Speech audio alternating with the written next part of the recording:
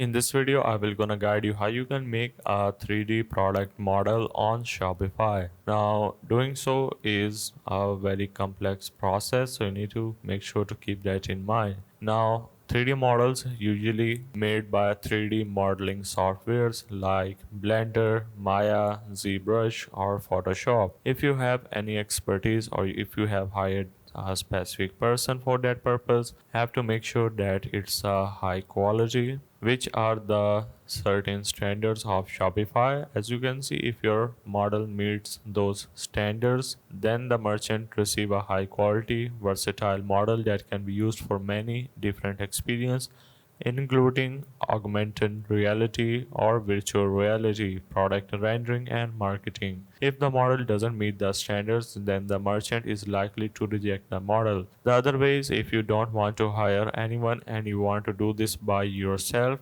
you can use a iPhone feature for these purposes.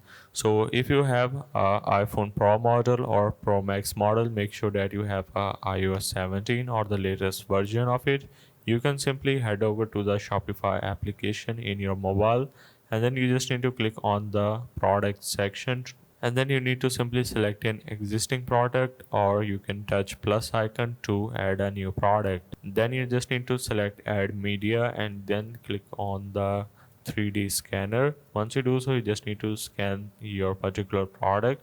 Make sure that it's in a good lighting, otherwise it can make a low quality 3D model. So you need to make sure to keep that in mind, and once you are done, you just need to click on add to product and you are good to go.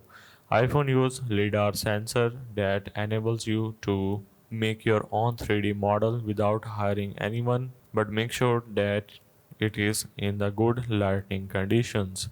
So hope this helped. This is how you can make 3D model of your products in Shopify.